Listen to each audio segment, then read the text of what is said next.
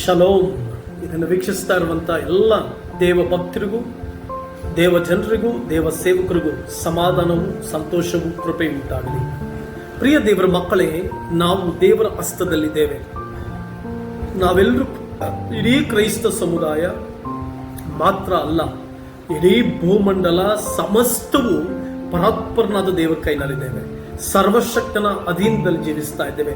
ಎಲ್ಲ ರಾಜತ್ವಗಳು, ಎಲ್ಲ ಅಧಿಕಾರಗಳು, ಎಲ್ಲ ತತ್ವಗಳು, ಪ್ರತಿಯೊಂದು ನನ್ನ ಸೃಷ್ಟಿಕರ್ತನಾದ ದೇವರ ಕೈನಲ್ಲಿದೆ. ಆತನೇ ಸರ್ವಾಧಿಪತಿ, ಆತನೇ ಸರ್ವಶಕ್ತನು.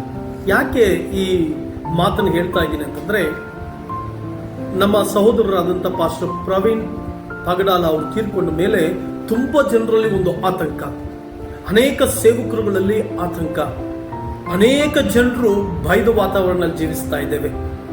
ಅನೇಕ ದೇವ ಮಕ್ಕಳು ಈ ಯಾರಿಗೇನಾಗುತ್ತೋ ಅನ್ನುವಂಥ ಭಯದ ವಾತಾವರಣದಲ್ಲಿ ಜೀವಿಸ್ತಾ ಇದ್ದೇವೆ. ಆ ಯೇಸು ಕ್ರಿಸ್ತನು ಪುನರುತ್ಥಾನ ಹೊಂದಿದ ಮೇಲೆ ಅಪೊಸ್ತಲರ ಕಾಲಘಟ್ಟಗಳಲ್ಲಿ ಸ್ಟೆಫೆನನು ಮೊಟ್ಟ ಮೊದಲ ರಕ್ತಸಾಕ್ಷಿಯಾಗಿ ಬೀಜವಾಗಿ ಬಿತ್ತಿದ ಮೇಲೆ ಒಂದು ದೊಡ್ಡ ಉಜ್ಜೀವನ ಆರಂಭ ಆಯಿತು.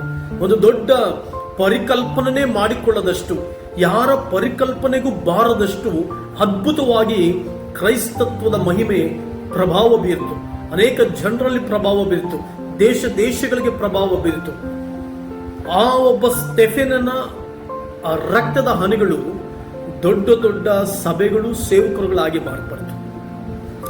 ಈಗ ಸಹೋದರರಂತ ಪಾಸ್ಟರ್ ಪ್ರವೀಣ್ ಪಗಡಾಳ ಅವರ ಆ ಒಂದು ಸ್ಥಿತಿಯಲ್ಲಿ ನಾವು ಕೂಡ ಈ 21ನೇ ಶತಮಾನದಲ್ಲಿ ಕ್ರೈಸ್ತತ್ವ ಇನ್ನಷ್ಟು ಪ್ರಭಾವ ಬೀರುವುದಕ್ಕೆ, ಮತ್ತಷ್ಟು ಪ್ರಭಾವ ಬೀರುವುದಕ್ಕೆ, ಅತಿ ಶ್ರೇಷ್ಠ ಪ್ರಭಾವ ಬೀರುವುದಕ್ಕೆ, ಉನ್ನತವಾದ ಯವನಸ್ತ್ರಗಳು ಸೈನಿಕರಾಗಿ ಎದ್ದೋಳುವುದಕ್ಕೆ, ಸೈನ್ಯಗಳು ಎದ್ದೋಳುವುದಕ್ಕಾಗಿ, ಕರ್ತನ ಪಡೆ ಎದ್ದೋಳುವುದಕ್ಕಾಗಿ, ಯೆಹೋಶುವನ ಹಾಗೆ ಒಂದು ದೊಡ್ಡ ಪಡೆಗಳು ಎದ್ದೋಳುವಂತ ಕಾಲಘಟ್ಟಲೆಗೆ ನಾವು ಬಂದಿದ್ದೇವೆ ಅಂತ ಯಾಕೆ ಕೇಳ್ಕೊಳ್ಬಾರ್ದು. ತುಂಬಾ ಜನರು ಭಯ ಪಡ್ತಾ ಇದ್ದೀರಿ. ಏನಾಗುತ್ತೋ ಅನ್ನುವಂಥ ಭಯ, ಒಬ್ಬೊಬ್ಬರೇ ಓಡಾಡ್ಲಿಕ್ಕೆ ಭಯ, ಅಯ್ಯೋ ಏನಾಗುತ್ತಪ್ಪ ಅನ್ನುವಂಥ ಒಂದು ಭಯದ ವಾತಾವರಣದಲ್ಲಿದ್ದೀರಿ.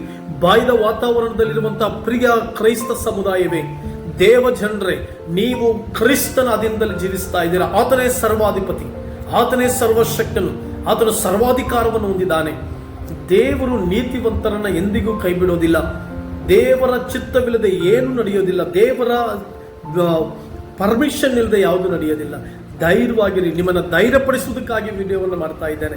ದಯವಿಟ್ಟು ಯಾರಾದರೂ ಭಯದ ವಾತಾವರಣದಲ್ಲಿದ್ದರೆ, ಧೈರ್ಯಗೆಟ್ಟು ಹೋಗಿದ್ರೆ, ಏನಾಗುತ್ತೋ ಅನ್ನುವಂಥ ಭಯದ ವಾತಾವರಣದಲ್ಲಿ ಜೀವಿಸ್ತಾ ಇದ್ರೆ, ನನ್ನ ಕ್ರೈಸ್ತ ಸಮುದಾಯವೇ, ನನ್ನ ಕ್ರೈಸ್ತ ಸಹೋದರರೇ, ನನ್ನ ಜೊತೆ ಕೆಲಸದವರೇ, ಸರ್ವಾಧಿಪತಿಯಾದ ದೇವರ ಸೈನಿಕರು ನಾವು, ಆತನ ರಾಜ್ಯ ಕಟ್ಟುವುದಕ್ಕಾಗಿ ಬಂದವರು ನಾವು. ಎದ್ದೋಳಿ, ಎದ್ದು ದೇವರ ರಾಜ್ಯವನ್ನು ಕಟ್ಟಿ, ಎದ್ದಿ ಇನ್ನೂ ಅನೇಕರನ್ನ ಎಬ್ಬಿಸಿ.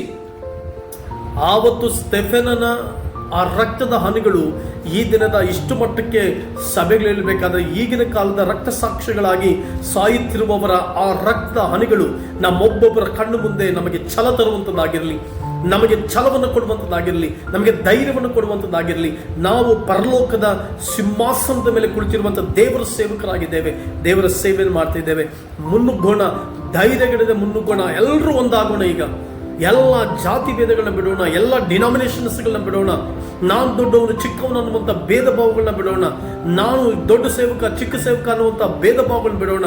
ನಾನು ಪಾರ್ಶ್ವ ಫೆಲೋಶಿಪ್ನಲ್ಲಿ ಇದ್ದಂಥವನು, ನಾನು ಹೀಗೆ ಕೊಚ್ಚಿಕೊಳ್ಳುವುದನ್ನು ಬಿಡೋಣ. ದೀನ ಮನಸ್ಸಿನಿಂದ ಎಲ್ಲರೂ ಬರೋಣ. ದೀನ ಮನಸ್ಸಿನಿಂದ ಎಲ್ಲರೂ ಬಂದು ಒಗ್ಗಟ್ಟಾಗಿ ಸೇರಿ ಕರ್ತನ ರಾಜ್ಯ ಕಟ್ಟೋಣ. ಒಬ್ಬರಿಗೊಬ್ಬರು ಸಹಕಾರಿಗಳಾಗಿರೋಣ, ಒಬ್ಬರನ್ನೊಬ್ಬರು ಸಂತೈಸಿಕೊಳ್ಳೋಣ. ಈಗ ನೀವು ನೋಡಿರ್ಬೋದು ಪ್ರಿಯ ದೇವರ ಸೇವಕರೇ, ಪ್ರವೀಣ್ ಪಗಡಾಲ್ ಅವರ ಮರಣದ ಆ ಒಂದು ಭೂಸ್ಥಾಪನೆ ಕಾರ್ಯಕ್ರಮದಲ್ಲಿ ದೊಡ್ಡ ಜನಸ್ತೋಮವೇ ಸೇರಿತು. ಎಲ್ಲರೂ ಒಂದಾದ್ರು, ಎಲ್ಲ ಒಗ್ಗಟ್ಟಿನಿಂದ ಬಂದರು. ಎಲ್ಲ ನಾನು ಅನ್ನುವಂಥದ್ದನ್ನು ಬಿಟ್ಟರು, ಪ್ರತಿಯೊಬ್ಬೊಬ್ಬರು ಸೇರಿಕೊಂಡ್ರು. ಅದೇ ರೀತಿ ಇಡೀ ದೇಶದಲ್ಲಿ ನಾವು ಸೇರಿಕೊಳ್ಳೋಣ. ನಮ್ಮ ಕರ್ನಾಟಕದಲ್ಲಿ ಸೇರಿಕೊಳ್ಳೋಣ. ದೇಶದ ಪ್ರತಿ ಜಿಲ್ಲೆಗಳಲ್ಲಿ, ತಾಲೂಕುಗಳಲ್ಲಿ, ಎಲ್ಲ ರಾಜ್ಯಗಳಲ್ಲಿ ಒಟ್ಟಾಗಿ ಸೇರಿಕೊಳ್ಳೋಣ.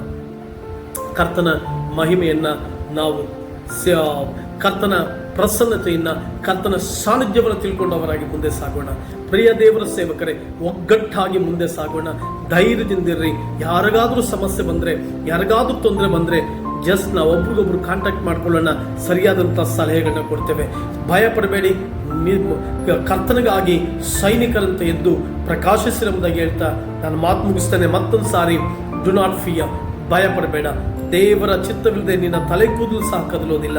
ಹಾಗಾಗಿ ದೇವರ ರಾಜ್ಯಕ್ಕಾಗಿ ದುಡಿ. ಕರ್ತನಿನ ಆಶೀರ್ವದಿಸಲಿ. God bless you.